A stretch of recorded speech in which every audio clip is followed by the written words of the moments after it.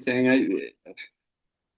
I don't know about you, but I get the reward and I think, okay, it means nothing now. I mean, you Yeah. know, maybe I'm weird, but I get the award. I mean, I've got some awards here on my wall. I did a world championship and took fifth in it, and I've got it on the wall here. I've got one back here that, anyway, maybe I'm weird, but I get that award, and it's like, okay, that's nice. I can point to it, but it means nothing. It's like I say, maybe I'm weird, but I'm thinking of what's next. What am I doing next? Yeah, I'm the same way. I think for a long time, um, racing events was for the medal in the shirt and, the experience and all that, and was something to focus your training efforts toward and all of that. But very shortly after it's over Yeah, and you hang it up, it's like, so? yeah, And then you think, well, I think, well, geez, I just spent 6 months of my life trying to get ready for this thing, and now that it's done, it's completely unfulfilling. yeah. Now what? And I think there's a lesson in that. I've got a friend that did a Spartan race with me, won, and I asked him, "You want to go again?" He said, "Oh no, I've done it. You know, check." Yeah. And I can't live that way. In fact, there's a gal I helped train, and this morning we were talking, and I said, I probably would have quit Spartan a couple of years ago had you not been here, you know, encouraging me to. I just feel like I need to keep going, and you inspire me to keep going, and I think that surprised her, but it's probably true because I could really get in my head, with some injuries and stuff. I could really get in my head and say, well, I'm too old, or whatever it is that gets in my way. One race, I saw an 89-year-old guy running a Spartan race. Now, Whoa. was he going fast? No. Did he do all the obstacles? No. But you know what? He was there, and he was doing the thing. And so Wow. that was inspiring. I mean, there's people older than me that are doing it, and that's inspiring. Are we burning up the track? No. But Yeah. anyway, Well, it's funny. We talked about your awards on the wall there. I mean, they're significant, but I just feel weird. It's almost like, okay, yeah, I got it done. Let's celebrate at the event, and then I bring it home and I hang it on the wall, and it's like, next. yeah. Yeah, it really goes to show, um, that we oftentimes are pursuing things that don't really have any lasting value. And maybe for me, it was these race experiences. Um, but then, thankfully, after my last marathon, geez, that was 2016. It's a long time ago already. Um, What's funny is it seems like it happened yesterday in your. Sometimes, Yeah. I mean, yeah. anyway, I interrupted. No, that's okay. But um, even during that training, I aligned myself with a worthy cause. I was going to raise money for clean water in Africa. And that was my purpose for running. And so I was pretty active in fundraising and raising awareness for the need and being very social about it and vulnerable with my training and how hard it is. But geez, look at all this clean water I have, and on and on. And so when I got to the race, I was interviewed by the race directors about why I'm here. And I said, I used to run for the bling and the shirt and the experience, so people could say, wow, look at you, you did a marathon. But as we've been talking, I discovered back then that this is really not very satisfying. So when you run with a purpose or have something else in mind that you're doing the thing for, it becomes more meaningful and more satisfying. And it was at that point during the interview when I declared out loud that I'm just not going to do that kind of thing again simply for the bling. There has to be another reason for it, whether it's because I'm being accountable and helping somebody else, like in training, as you're doing with your person that you're helping, or just something more than just doing the experience or having a shirt. I think makes it more worthwhile. And so now I'm very picky about the events that I do, and I don't do them very often because I don't really have a good reason to do it. So Right. Yeah, no, that truly encapsulates how I feel. If she wasn't there and didn't want me to run with her, and I, I'm not sure I'd be here. yeah, Don't you think there's another element there too, that you kind of look at yourself and go, "Can I do this again?" always. In Can I fact, do? I got a bunch of friends in F3 that are getting ready for a marathon here in Toledo for the Glass City Marathon, and they've been training all winter for it, and I haven't. And they're getting all excited about it, and I'm not. And so there's a part of that that's like, geez, do I still have it in me to do such a thing? And Right. yeah, Yeah. Even after you just finished one, it's like, okay, can I do this again? yeah, Kind of weird. Well, yeah. how was your week? Um, Kind of a doozy. Yeah, yeah. It was definitely some highlights, but I think there's difficulty that goes right along with it. And so this morning I wake up and find myself really having to choose about which of those I'm going to focus on, because my nature would be to feel discouraged or to sulk over the difficulties rather than remembering and dwelling upon the things that are good that have happened. And so, yeah, I might be riding the struggle bus a little bit this morning. How can I help? Not Well, I ride, don't know. not ride the struggle bus, but help you with the struggle. Yeah. Uh, I come face to face with this reality about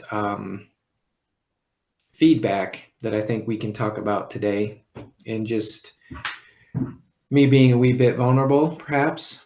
But I think feedback is really important because we have blind spots and we don't see them because they're blind spots. We don't know. I don't know where I'm failing or falling short or disappointing or whatever. And for me, as a recovering performer, in terms of how I see myself and my identity, this is really hard for me because I can spiral pretty quickly when I recognize that others see me as failing, and I can take that pretty hard.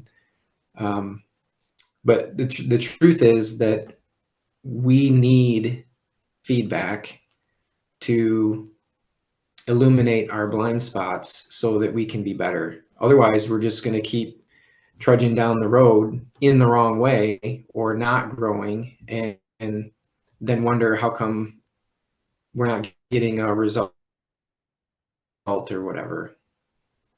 And so this has recently happened to me here this week, and I'm trying to come at the feedback from a position of, okay, this person is telling me these really hard things because they care and they want to help me, and not because it's an attack on who I am, which is how I might want to receive it. And then further that, I need to take that feedback and then do something with it to try to grow from it. And I'm trying to sort that out right now, what that looks like, and making sure that I don't somehow tie that to my identity or my esteem, as I wrestle with the shortcomings that have been identified. I don't know if I'm making any sense. I'm kind of just thinking out loud and processing here at the same time. No, it makes perfect sense. And what's funny is I had a situation yesterday that I was faced with that very, very same thing. And Mm, I personally took it wrong. I gave permission to take mm, it wrong. I received, I mm, loved how you put it. I received it wrong. Um, yeah, just experienced it yesterday. mm. Well, maybe that was that was, I don't know what to call it. It hit you in Idaho. It hit me here in Southeast Michigan. So, maybe that Well, was the thing for the day. hopefully it wasn't the entire nation. I hope it was just scoped out at Michigan and Yeah. Idaho. Anyway, it's funny. No, I totally understand. Yeah, what came to my mind while you were talking was a quote by Eleanor Roosevelt, and I'm gonna slaughter it here. I'll paraphrase it, but basically, we can't be offended unless we give people permission to offend us.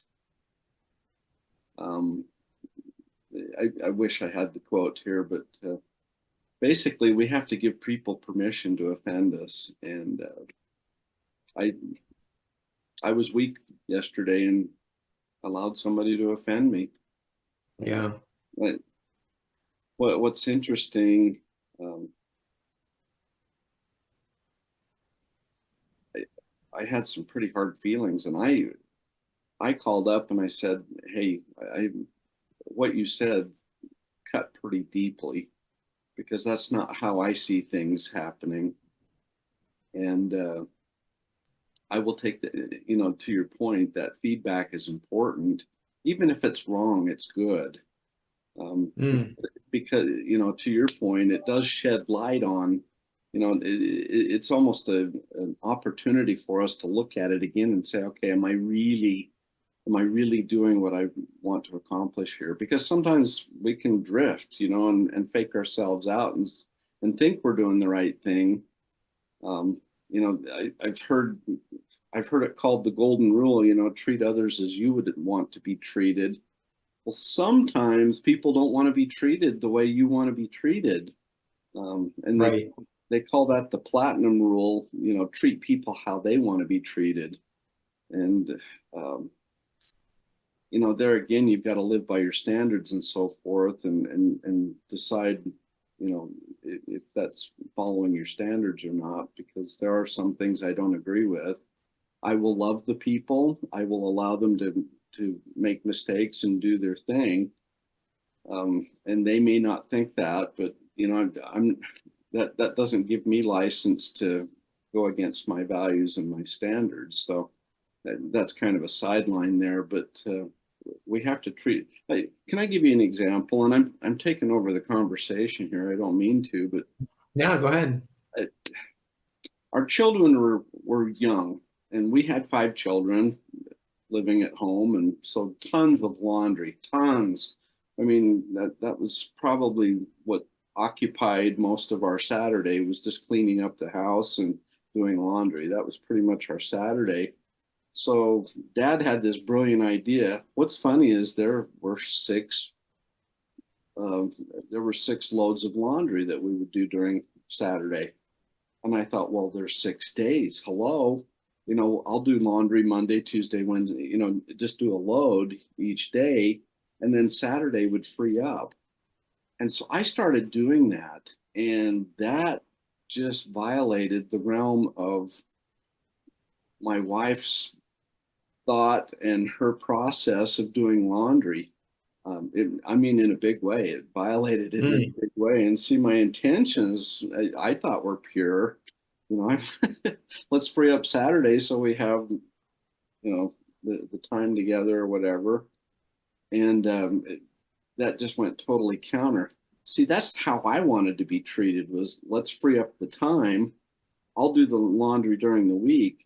And that was not what she wanted. That's not how she wanted to be treated was. Wow. Yeah, that's great. So, golden rule versus platinum rule. They call it the platinum rule, treat people as they would want to be treated. That it didn't violate my standards or anything. And so guess what we do? We do laundry 1 day a week. We continue to do Yeah. that. But Yeah. we don't have 5 children at home now. The laundry's Yeah. it's a lot less than it should have, that it used to be. But I don't know if that makes sense or not. But that feedback is valuable. Even it might be wrong. It might be totally wrong, but it does give Mm. us occasion to just review and go, okay, am I really being true to what I want accomplished here, or have I drifted? Or Yeah. or is it being taken wrong? Am I not living the platinum rule, especially where others are involved here? Yes. My example of my wife. I have the best of intentions, but it doesn't fit the picture. Yeah. I don't, excuse me. I don't know if that makes sense or not. No, I like the idea there in the processing. There's elements of the the feedback loop that we need to be aware of. It's not, I mean, because you get the feedback doesn't necessarily mean that it is now gospel truth. I mean, we still have to sort it out.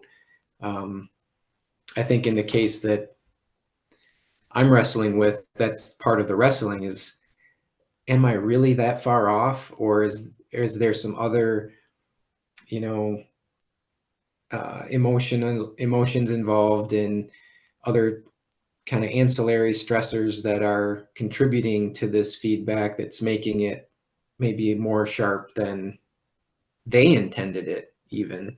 Right. And so to your point about being offended, um, today that word just is heavy, I guess. I don't know how else to put it, but and call it semantics if you want, but I'm maybe offended isn't the word for me, because um, I've got to be careful to not make so personal whatever is the feedback. And I think that's a lot of how being offended is defined today, is that you're attacking me as a person and attacking my character, when the vast majority of the time that's not what is happening. Yeah. And see, that's what I allowed to happen yesterday. It was I took it Yeah. personally. Well, me too. Yeah, that's the thing. And because it's all around us, everyone's worried about being offended. Well, what does being offended mean today? Well, it's received as an attack against your personhood Right. You hate me or or your whatever. identity. Yeah. Yeah. And that's rarely what is happening. It's more of a circumstance or an issue that just needs some improvement, perhaps, or change. I listened to a talk by a fellow the other day, and he was talking about, differences of thought process. It's interesting. Everybody wants to have a peaceful, meaningful life. We just have different ideas of how to get there. And he was making this point. He said, we label it so black and white. It's good or bad, because you don't think like me, you hate me. And he said, it's interesting. There are, and he went outside of that. He said, it's interesting. There are some things that we know are wrong. We just know they're wrong. And he said, it's neither good nor bad. It's just wrong. Mm. And we get so um, well, let me back up. We are so quickly to label it good and bad because of our perspective. Yes. You don't agree with me? Well, that's bad. Yeah. Right. Rather than going, oh, maybe I'm wrong. And Mm. that doesn't make me a bad person or a good person. I might just be wrong. Yeah. And that was his point was, quit labeling and just look at it. Are you wrong or not? Yeah. We've lost that sense, I think, that Right, it's possible to be wrong and not bad. right, And we correct. tie those together. And Right. yeah, that's a great observation. I thought it was interesting because we get so black and white with things sometimes that Right. Yeah. in the Bible we're told to judge not lest you be judged by the same judgment that you judge. So Yeah. it's interesting. And so I think we have to Hmm. allow grace. We have to allow, and I didn't let that happen yesterday. I totally took it personally, and I was wrong. I was just wrong. Yeah. Hmm. Yeah. So it's a difficult thing, I think, for us, and it's necessary. Um, so I think my one takeaway here is that I need to be thankful for it, and then I need to figure out how to be better at receiving it and processing it, and then also to share that um, we all need such people in our life that can illuminate our blind spots. Well, if we really looked at it, um, it's like the emperor and his new clothes. Mm, The fable. There was one person that thought highly enough of him to say, "You're not wearing clothes." He was willing to tell the truth. And yeah, so, to your point, we need to be grateful that somebody's calling us out and maybe doing that with the best of intention, even if we think we're not wrong. yeah, You know, and the other side of that is that we've got to be gracious in our accepting of feedback, whether mm, whether they give it badly or if they do it in a good nature with best of intention. We need to be gracious, and I love the root word grace. We've got to give grace and be gracious at accepting it. yeah. Oh, I like a couple things you just said there. One was that you know maybe the person giving the feedback is having a hard time giving it because it's hard It is to hard. say such things. And so to be patient and maybe ask some questions and clarify to help it be um, what it's intended to be instead of me just assuming something and then taking it wrong. Um, I know for me, when I'm in a position to give feedback, I fumble all the time because I'm so concerned about how I'm Feeling. saying it and if it's going to, so it may not come across how I want it. And so understanding that side of the feedback is kind of a big deal that we need to be aware of. Yeah. So that's a great point. And the second thing regarding the emperor, you said that one person thought highly enough of him to say so. And I think that's a part that I forget in that. And how can I be that person for somebody? Because I'm much more inclined to be just like keep it in into myself that well, that's just how they are, and I'll take the high road and give grace here and let it go or whatever. And that's fine and good, but that person doesn't get a chance to improve and grow if I'm not going to say so. And so do I care enough to speak up and say that, even if it's really hard. And boy, I'm definitely not good at that. Yeah. Just one other thing. I know people that are brutally honest, and I'm going to go out on a limb here. They're just rude to be rude. Mm, Okay. yeah. And I think we have to be careful, call people out, be on, give, give what you see, but don't do it in a rude or demeaning or, kind of a gotcha way. Um, Yes. our intention has to be pure. And I've got one friend, well, I'm just that way. I just tell you what I see and I call it like I see it. And it's like, Hmm. no, you're just rude. Yeah. You're just rude. Yeah. Here's some feedback for you. But like we said earlier, even if they're rude, it's still feedback. And now you can take it and say, okay, does this apply or does it not apply?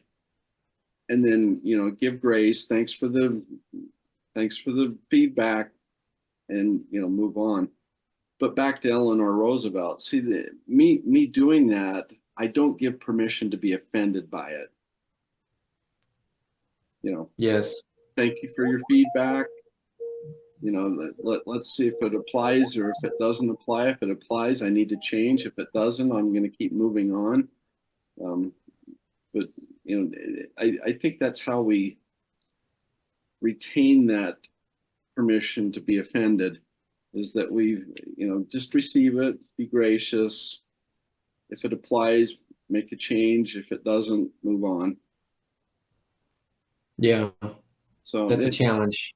anyway, I just point that out. It's good to be honest, but don't be rude. Yeah. No, that's very fair. And be Yes. I don't know what's a good,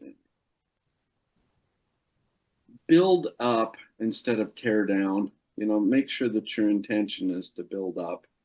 And Right. sometimes the truth hurts, but there again, the Bible's very clear. Even when the truth hurts, it'll set us free if we'll Yeah. let it. Right. Especially when it gets emotionally charged, it's really hard to do both sides of feedback well. So being aware and careful in that is important. And you say emotionally charged. I'm just gonna. This is for my benefit. I have to be in control of the emotion because it's going to come. It's going to be there, and I just Yeah. have to be in control. I can't be Spock. Yeah. No Right. emotions. You've seen a double Spock, right? Uh, yes. Anyway, a little levity there. Yeah. I don't know. I hope that helps. I actually had to call this person and apologize because I had some pretty strong feelings yesterday, and it actually turned out to be good. So Yeah. Well, timely topic. As I'm not even surprised anymore. This is what happens. rather than surprise, be grateful, right? Yep. We're grateful. Well, Yep. anything else I can help with? I don't know. Have I helped? It's been good for me to Yeah. talk I mean, about. Thank you. yeah, it's just very healthy to spit it out. And this, if nothing else, is some processing time. And um, I think it's great. So yeah, thank you.